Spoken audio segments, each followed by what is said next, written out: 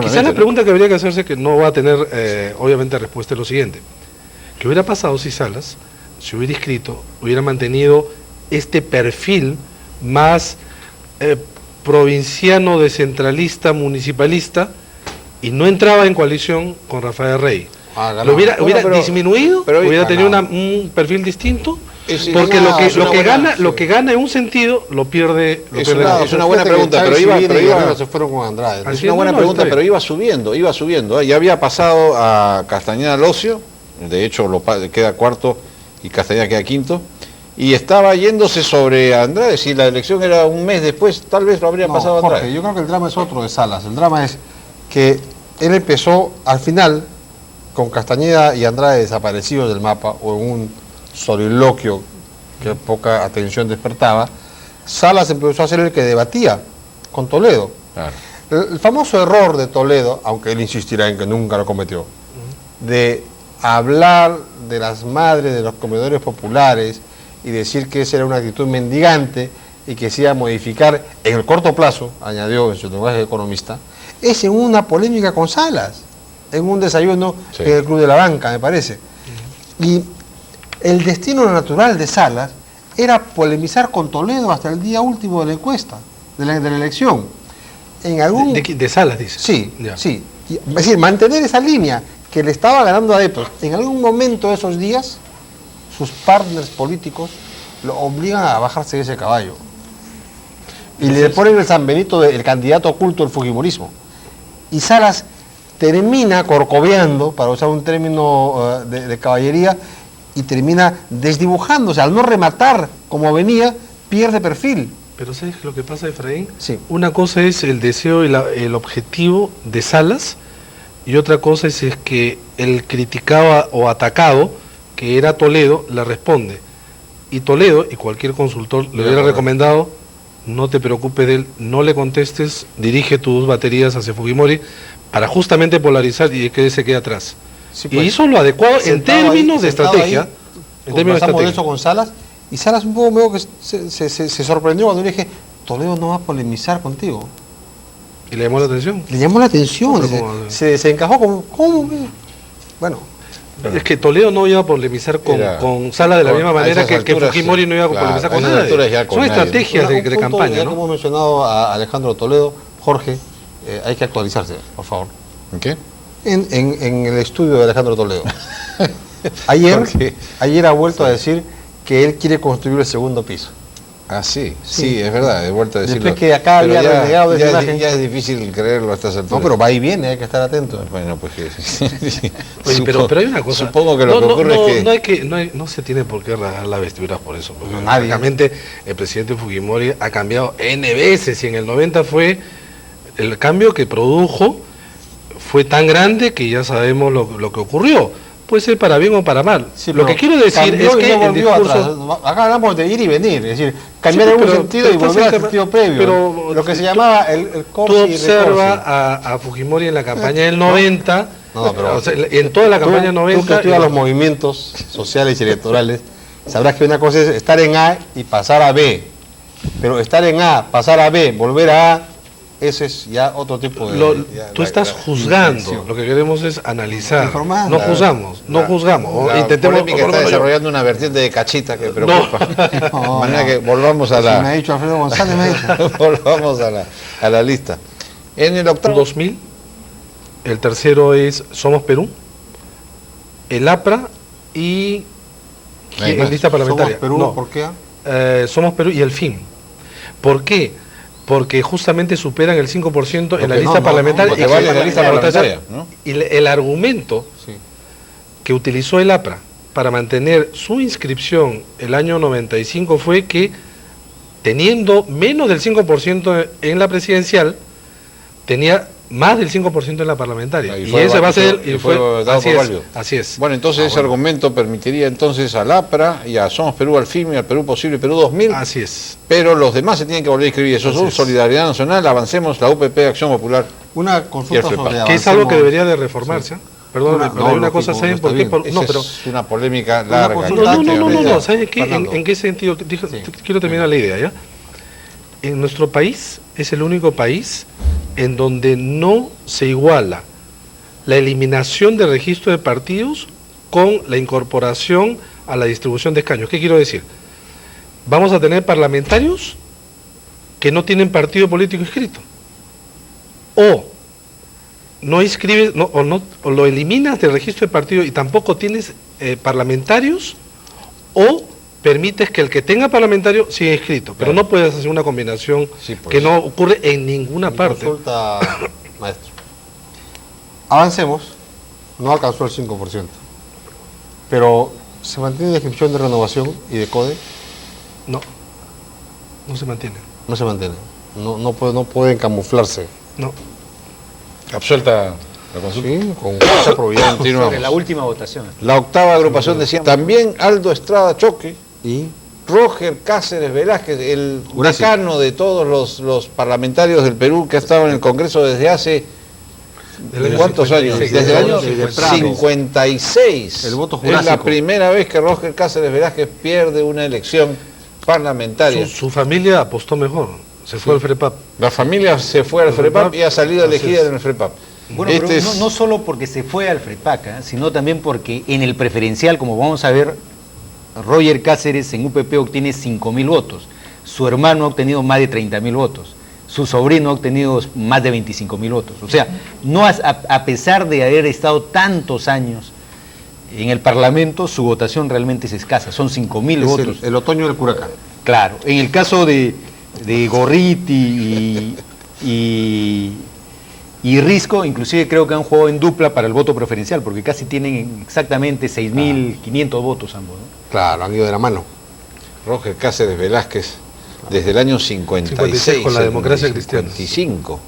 Las elecciones 56. Podría poner un museo, Roger Cáceres Velázquez, probablemente con toda su parafernalia de sus años de... Bueno, pero acá Jorge, lo sintomático es que de alguna manera se evidencia la fragilidad de los grupos políticos, ¿no? La UPP en las elecciones del 90 fue el segundo grupo más importante, 95. En el 95, perdón, y hoy día vemos reducida su representación al mínimo. Entonces eso evidencia la fragilidad de los grupos políticos. La UPP desaparece, ¿saben qué? No tanto porque tenga 4 parlamentarios, sino porque yo no creo que ya intenten reinscribir a un grupo que francamente perdió de 16 parlamentarios que tenían al inicio, se quedaron con 4 actualmente, es decir, hubo un quiebre total, ¿no? Eso es lo que se llama un naufragio. Y en realidad se mantienen como UPP, como lista parlamentaria también, porque mantenían la inscripción. ¿Y cómo les ha ido a los UPPistas de antaño que emigraron a otras listas? A ANEL le ha ido bien. A el Lau se le dio. Hay de todo, ¿no? Más. A Mo me parece que ingresa, pero hay varios que no postulan. Graciela Fernández no entró. A Harold Forsyth Harold Forsyth parece que no. A Graciela Fernández tampoco. No, pues. Bueno, Grados no postula. No postula Chipoco. No, bueno, hay varios. Sixia se ha pasado a la mayoría. Era un ave que tenía un ala izquierda y un ala derecha, pero que estaba solamente pegada con argamasa antifujimorista. Desde luego, eso no bastaba para mantener al ave volando. Entonces era obvio que iba a ocurrir y adicionalmente el jefe y líder se decide y han tenido. Es bien curioso, porque en el año 95 ninguno entró. En esta oportunidad Mauricio, tampoco. Es necesario dar una respuesta sobre esto. Es que un militar o no tienen ningún tipo de arrastre en términos que vaya más allá de su ascendencia en las Fuerzas Armadas. ¿Qué ocurre con ellos? O había tal dispersión, eran tantos que el voto se dispersa y todos bajan. En este punto, Fernando, una pregunta por asociación. ¿Tú cómo evalúas la propuesta de Alejandro Toledo de dar el voto a los militares? Hay, como todo en la política, argumentos a favor y en contra. ¿Pero cuál crees que es la intención? La intención no sé, la verdad que no sé en qué contexto lo habrá dicho, porque no sale Alejandro Toledo. Es en realidad, han habido algunos constitucionalistas. Yo sí creo que en principio debería de darse, porque los militares sí están involucrados en el proceso electoral a tal punto que reciben un acta, cosa que en ninguna parte lo hacen. Eso se arrastra de la ley electoral del año 62 que fue hecho en plena gobierno militar de Pérez Godoy, que fue una ley que ha tenido comandante Morales Bermúdez organizando el padrón. La ley. ¿Perdón? Con el comandante Morales Bermúdez organizando el padrón. Así es. Pero lo que quiero decir es que los militares han estado involucrados. Los militares, además, se cortaría esta polémica acerca de si están en el padrón, no están en el padrón, etcétera, ¿no? Cosa que a mí me parecería saludable. Otra pregunta por asociación. ¿Cómo evalúas? Esta sí es una evaluación política, ¿no? Electoral. ¿Política? Ah, no, yo no soy ¿Tú político. no? Haz un intento. ¿Cómo evalúas un esfuerzo de realidad virtual? el hecho de que hayamos pasado por días muy tensos, tensísimos, y que, digamos, entre comillas, la crisis de si había segunda vuelta o no haya sido resuelta en términos que el país ve como favorables, sin que se haya escuchado ni una coma de los militares? Es interesante en realidad la pregunta. Yo creo que justamente en ese momento de alta tensión, mira, ¿sabes por qué? Porque creo que esto se tenía que resolver en términos políticos. Si se abría la crisis, ahí sí los íbamos a escuchar. O sea, no se les escucha en el momento de alta tensión, que ahí es donde están los civiles, los partidos, los líderes, si no se hubiera escuchado. Sí, por ejemplo, yo sí creo que si, por ejemplo, ganaba Fujimori en primera vuelta, se abría la crisis, se podía crear inestabilidad, ahí los íbamos a escuchar. No, eso es evidente, pero antes no. Pero es que normalmente a esas alturas no se escucha. Se escucha cuando se inicia la crisis. ¿Cuándo se hizo escuchar los militares en el año 62? No, pero la crisis se inició. Se inició y se activó y luego se desactivó en silencio. No, ya sé, salvo. Pero que quedaba la expectativa todavía de la resolución de la tensión. Una subpregunta. El anuncio, tanto de Carlos Ferrero como de Alejandro Toledo, sobre los contactos con altos mandos militares. Si fue real o no, no lo sé. Creo que ninguno de nosotros lo sabe. Puede haber dos posibilidades. Vamos a términos de lectura, ¿no? Yo creo que eso más se parecía a los generales de San Román en el año 92, ¿no? Que decía que él tenía el respaldo de los militares. Yo creo que eso es... Fue saludado por los embajadores europeos. Pero yo creo que eso es política ficción. Han vuelto a aparecer ahora. No es mentira. Saludando siempre a saludando a los candidatos prematuramente a los embajadores europeos.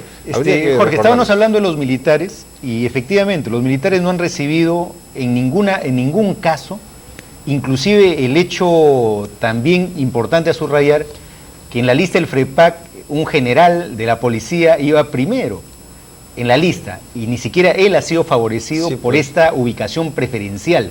Sí. En el caso de la lista de Alejandro Toledo sí iba también un general, el general José Sutabalqui de la policía, que tampoco ha llegado a ingresar. Sí, pues. Somos Perú, ¿no? También. Ledesma, que tampoco ha llegado ningún militar de alta graduación, que sepamos hasta este momento, pues. Ha llegado al Congreso. No hay pase de los cuarteles al Congreso. Pero ¿sabes qué? Hay un militar me dijo antes de la elección, el año 95 no es que no salieron, impidieron, y me dijo, en esta elección te aseguro que no va a entrar ninguno. Te digo simplemente por la especulación. Bueno, antes de cerrar pero las votaciones también son marginales. O sea, Salinas Sedó tiene 4.000 votos. O sea, no tiene para disputar. Tiene 4.000 votos y Bueno tiene 20.000 votos, Morales tiene 16.000 votos. Entonces, está muy lejos de poder. La versión era que en realidad esas no son las votaciones, sino que hay orden, decía, que no entre ningún militar. Blanco, por eso tú abonarías a tu tesis sobre el cheque en blanco. Pero yo creo que ya ves, no he respondido en términos. Yo creo que antes del cheque en blanco, Efraín, yo creo que es histórico que en el Perú no entran los militares, que pueden tener ascendencia cuando tienen mando de tropa, unidades, pero cuando pasan a la actividad civil. Miren a Morales Bermúdez. Morales organizó un partido político tras haber salido del gobierno con infraestructura, logística, se presentó y sus cifras fueron absolutamente marginales. No creo que hubiera vetos. No, en el caso de Odría fue un partido que se creó desde el mismo Estado, desde el mismo gobierno. No, pero él con